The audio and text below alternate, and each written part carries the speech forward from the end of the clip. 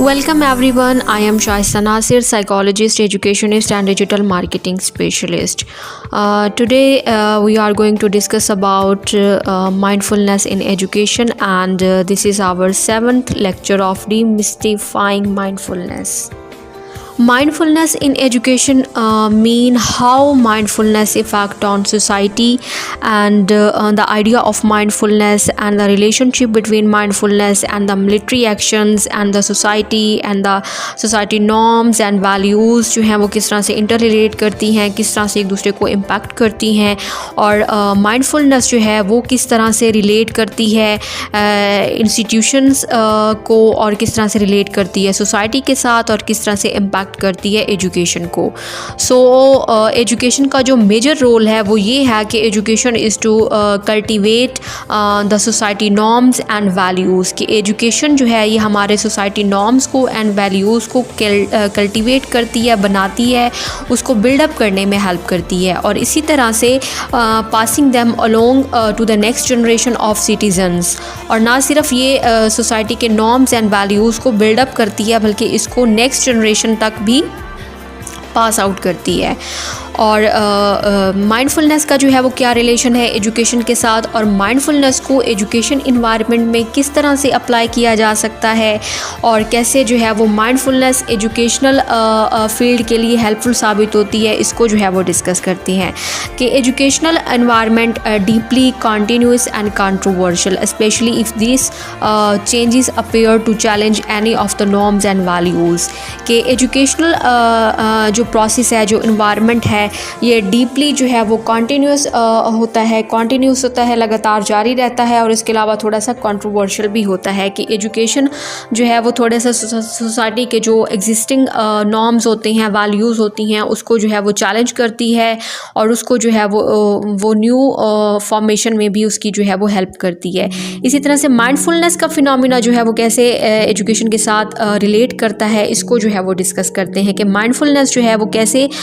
एक religious concept से हट के एक एजुकेशनल कॉन्सेप्ट भी है, और एजुकेशन में जो है वो कैसे हेल्पफुल साबित होती है, इसको जो है वो डिस्कस करते हैं।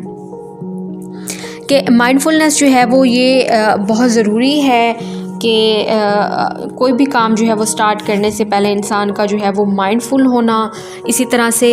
एजुकेशन में किसी भी पर्पस को अचीव करने के लिए, एजुकेशनल ऑब्जेक्टिव अचीव करने के लिए माइंडफुलनेस की टेक्निक्स को जो है वो यूज़ करना, और माइंडफुलनेस की टेक्निक्स को डेली प्रैक्टिस का पार्ट बनाना जो है वो बहुत इम्पोर्टेंट होता है। इवन कि हर डेमोक्रेटिक कंट्री में जो माइंडफुलनेस है, ये माइंडफुलनेस का प्रोग्राम जो है वो ये स्कूलिंग लेवल पे जो है वो कंपलसरी होता है। बच्चों को जो है वो माइंडफुलनेस की टेक्निक्स जो है वो सिखाई जाती हैं। बच्चों की लर्निंग को इंक्रीज़ करने के लिए, बच्चों की परफॉर्मेंस को इंक्रीज़ करने के लिए, उनकी कैपेबिलिटीज़ एंड एबिलिटीज़ को इन्हांस करने के लिए माइंडफुलनेस की प्रैक्टिसेस करवाई जाती हैं, और डेली जो है वो एजुकेशनल एक्टिविटी का जो है वो पार्ट बनाया जाता है माइंडफुलनेस प्रोग्राम को।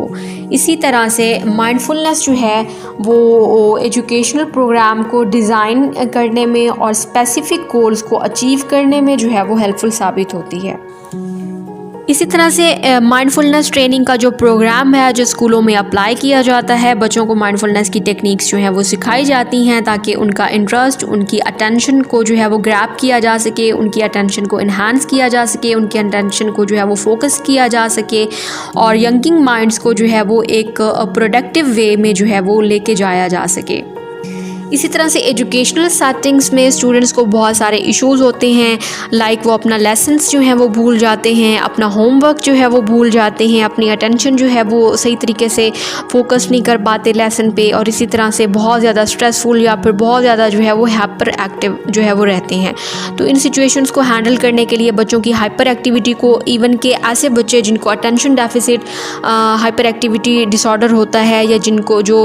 ऑटिज्म का जो है वो डिसऑर्डर होता है, जिन बच्चों को, उन बच्चों की अटेंशन को ग्रैब करने के लिए, उन बच्चों की अटेंशन को फोकस्ड करने के लिए, उनको जो है वो एक पॉइंट पे फोकस करने के लिए माइंडफुलनेस एंड मेडिटेशन की जो टेक्निक्स हैं वो अप्लाई की जाती हैं।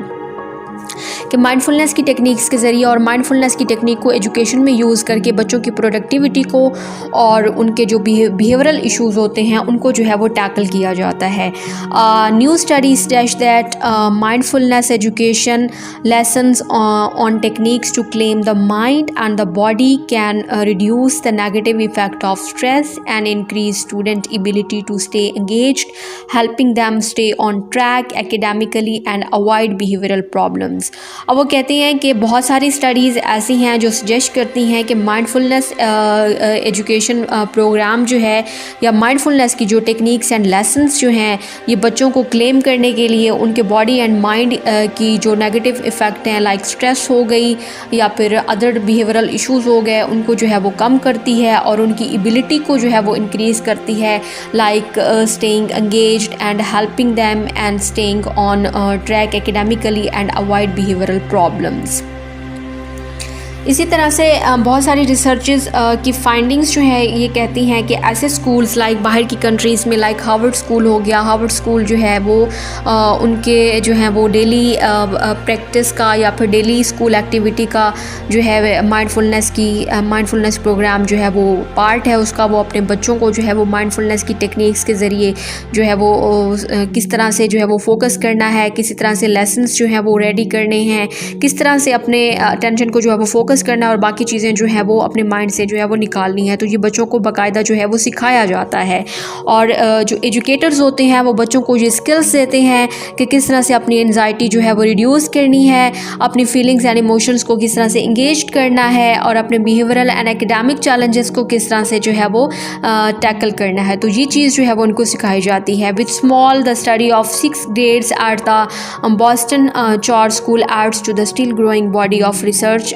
about the role for mindfulness in the classroom. In recent years, the topic has excited researchers and educators alike as a possible tool to help students faces both behavioral and academic challenge by reducing anxiety and giving them a new way to handle their feelings and emotions. इस तरह से mindfulness की जो techniques हैं ये बच्चों को इस काबिल बनाती हैं कि वो अपनी फीलिंग्स को, अपने इमोशंस को न्यू वे में जो है वो मैनेज कर सकें, अपनी एंजाइटी को रिड्यूस कर सकें और अपना फोकस जो है वो स्टे फोकस्ड होके, एंगेज्ड होके जो है वो अपनी एजुकेशनल या फिर एकेडमिकली जितनी भी एक्टिविटीज़ हैं उनको परफॉर्म करें। इसी तरह से रिसर्चेस की फाइंडिंग्स जो हैं उनके रिज़ल्ट्स ये शो करते हैं कि जो माइंडफुलनेस है ये इफ़ेक्टिव जो है वो साबित होती है एजुकेशनल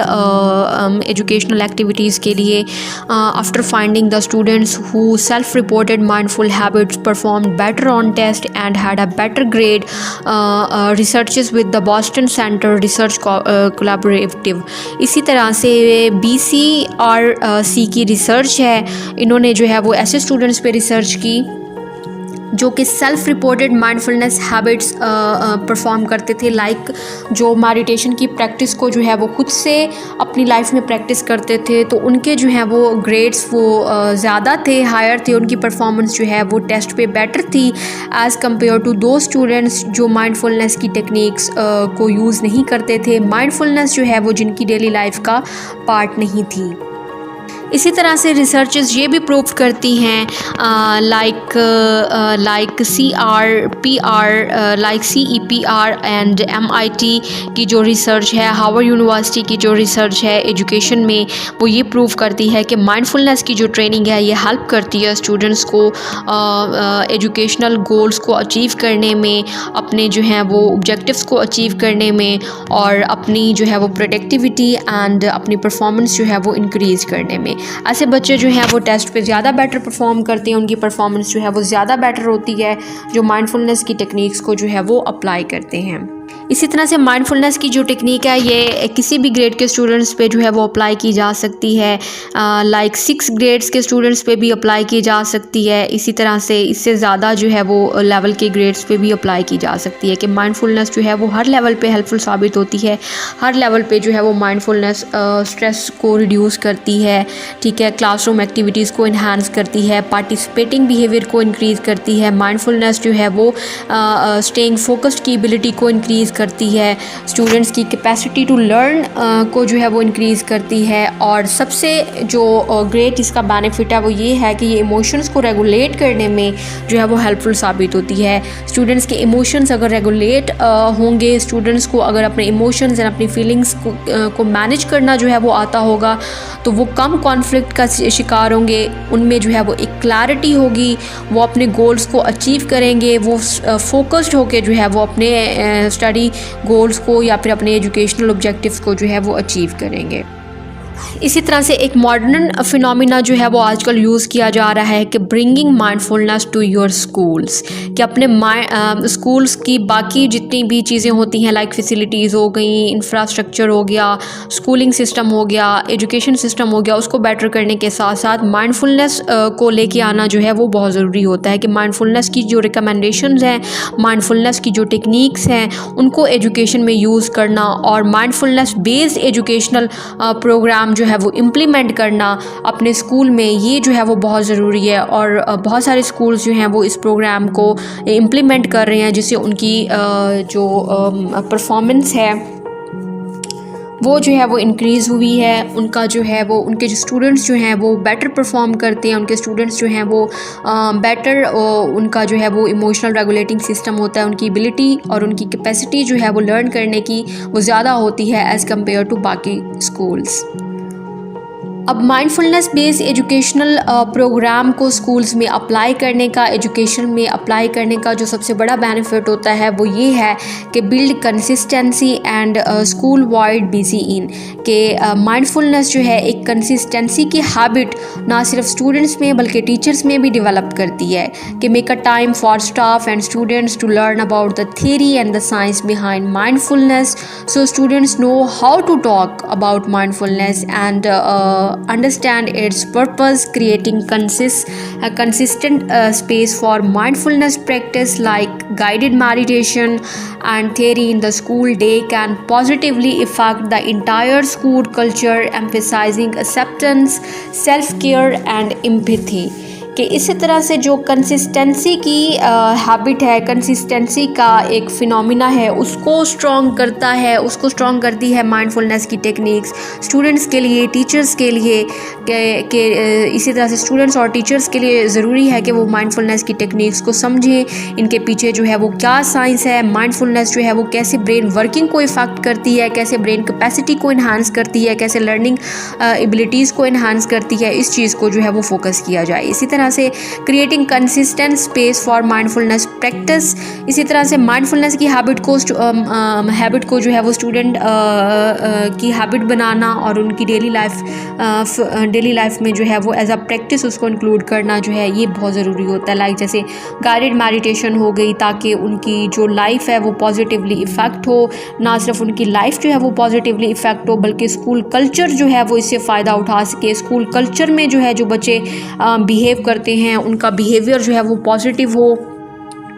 सेल्फ केयरिंग हो, एम्पैथी वाला हो, वो दूसरे स्टूडेंट्स के साथ जो है वो अच्छे से बिहेव करें, वो अपना काम जो है वो अच्छे से करें, और माइंडफुलनेस जो है इसमें जो है वो हेल्पफुल साबित होती है।